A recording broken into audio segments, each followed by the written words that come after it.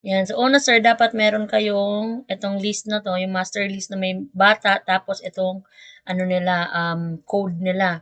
So, syempre, unang gagawin, ililipat mo to. Halimbawa, ikakopy mo to, dalhin mo to dun sa file mo na woodpecker. Halimbawa, kung anong section ka, paste mo siya dyan para sa login ID. Ayan. So, halimbawa, ganyan.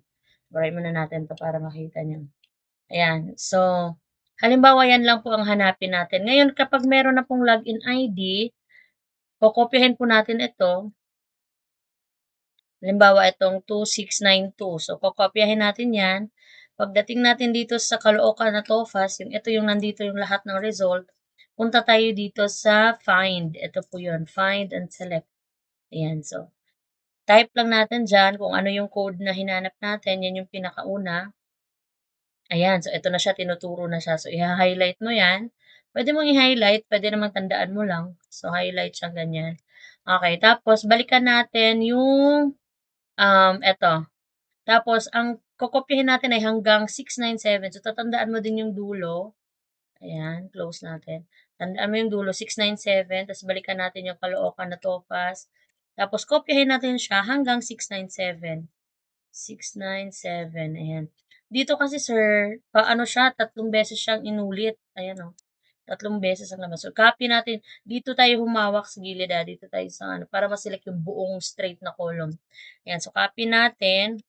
Tapos balik tayo doon sa itong file na to. Ngayon, wag mo muna siyang i-copy dyan kasi ito na yung magiging final.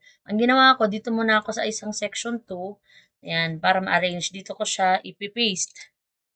Ayan, dahil na-paste ko na siya ngayon, ayan na po siya, tatanggalin ko naman ngayon yung sobra-sobrang mga numbers. Halimbawa, ito po, tatlo kasi to, 'di ba? Ayan, so tatanggalin natin yung ano niya, yung pangalawang ano yung tawag nito. Ayan. So di-delete natin 'yan. Ayan, delete. Or pwede ring hawakan mo yung control, long press, burahin mo yung, i-select mo yung mga doble-doble para isahan, para mabilis. Ayan, tapos 97, ayan. Tapos right click, delete.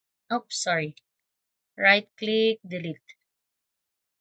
Ayan. So, ngayon na na-delete na natin siya. So, meron na tayo ditong login ID, level ID, total scores. Yan lang naman po ang hinihingi. So, ayan. Kakopy natin siya. Balik tayo dito sa section 1. Dito na tayo sa level ID. Mag-paste. Ayan. So, ngayon, ito po, sir. Pag unang yung kinopya to, hindi ko kasi yan. Ayan. So, ganito po siya pag unang lalabas, di ba? So, paano siya magiging percent? Direct, para hindi na kayo mag-times. Ito lang po. I-click nyo lang po itong percent. Ayan. Automatic na po yan lalabas. Okay? So, ayan, percent. So, kasi kung magna-number siya, magiging point, 0 point something yan. Click nyo lang yung percent. Ayan. So, tapos, yun na yun.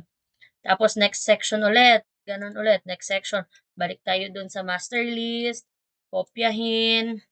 Kung hanggang saan. Kasi gaya nito po. At Alonso. Ibang section na to dito hanggang ganyan. Kopyahin natin yan. Lilipat natin sa kung anong section tayo. Ayan, dito sa section 1, mag-ready tayo ng ganyan.